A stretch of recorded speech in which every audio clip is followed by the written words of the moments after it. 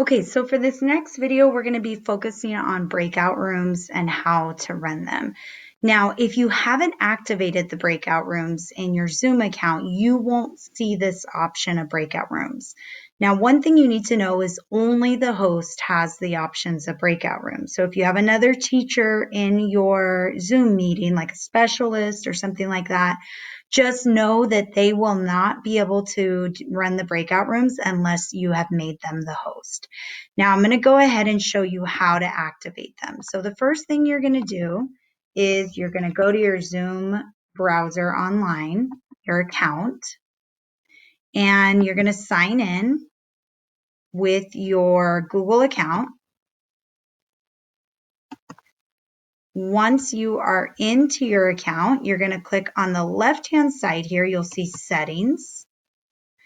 When you're in the settings, there are a lot of different options, and I highly encourage you to kind of browse through these and just see what features you might want to turn on in your account. However, for the sake of this, I'm just going to show you where the breakout room. So when you scroll all the way down, you'll see in meeting advanced, and then you'll see breakout rooms. Mine are already turned on. You'll want to turn yours on. And then once you're done, you'll restart your Zoom, quit out of it and restart it. And when you come back in, you'll see that there are breakout rooms as an option. Okay, so here's what we're going to do right now. We're going to go through how to set up a breakout room session. So first of all, you need to think how many kids you want in each room. So I'm going to go ahead and set up 2 different rooms. That means, not including me, there will be 2 participants per room. Now I have 2 options. I can either set it up automatically, where the computer will randomly put people in groups, or I can set it up manually. Now I'm going to show you manually. This is what you would want to do if you were going to set up the rooms with specific partners. So you'll see here that I have the option to assign, and I can just check the people that I want going into that room. And now I could open the rooms, but I want to show you a few options that you have first. So the first thing is when you click on options, you're going to want to click move all participants into breakout rooms automatically. This means it will take away the students having to press the button that says join breakout room. It's just one more barrier to getting our kids into the room quickly. Now, the second thing is if you don't want your kids to be able to leave the room and come back to the main session when you're not there, which we don't, you're going to go ahead and uncheck allow participants to return to the main session at any time. Now, let's say you say, okay, I'm going to give you guys 3 minutes to talk. And if you're like me, you lose track of those 3 minutes. Well, Zoom has a function where you can set the amount of minutes that they will be in there. Now, once you've set this, when the kids go into the room, they'll see the timer clicking down up at the top of the screen.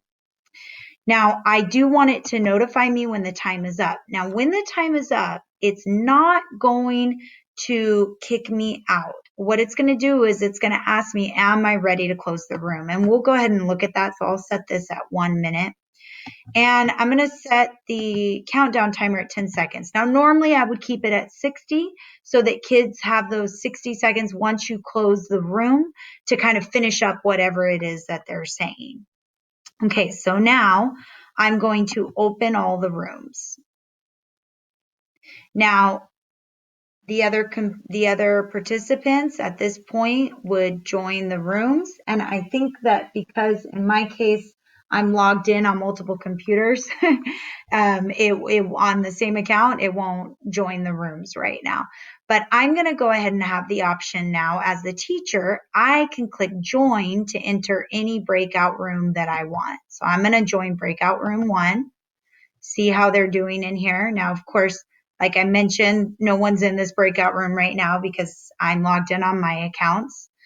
Now, when I'm in this breakout room, if I click down here on breakout rooms, I can still manage my breakout room. So I can leave this room and go back to the main room, or I can decide to now move to room 2. So I'm going to click join breakout room 2. Now I'm leaving my first group, coming into my second group.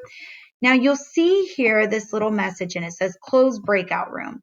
It says time is up for 1 minute breakout room. So remember how I set that 1 minute. So this is now telling me that the timer that I set is up. Do I want to close the rooms or do I want to keep them open? Now, if I close the rooms, everyone will go back to the main room. If I keep the breakout rooms open, which is what I'm going to go ahead and choose to do, then they will not close until I close them. So now I'm going to click back on breakout rooms. Now I want to show you one more feature, and that's broadcast a message to all. So if I click here and I type in begin writing down your ideas in the Google Doc, this message is going to broadcast to all of the rooms at once. So they are all going to get this message right now. Now, if I'm ready to close the rooms, when I click close rooms, it will give me the 10 seconds that I set, which normally I would leave for 60, but for this video, we're going to do 10. And then it will close the rooms. Everybody will return to the main session, and now we're back in the main session. Now, as long as I don't do anything to the breakout rooms, when I click on it again, it will keep those same rooms. The nice part about this is if you have kids working in groups or in partnerships, then you will immediately see that they are still in their same rooms. But let's say if I want them to switch and I want them to be in new rooms, or now I want them to work in groups of 4 instead of groups of 2, then I can recreate my rooms. I can choose again, just as before, to create them automatically or to create them manually. Okay, so I'm going to go ahead and recreate all my rooms. This time I'm just going to put them in one room. Actually, I would need to have them at least in 2 rooms. So I'm just going to go ahead and recreate the rooms. I'm going to do it automatically this time. It will randomly set those rooms, and then I can open all the rooms again.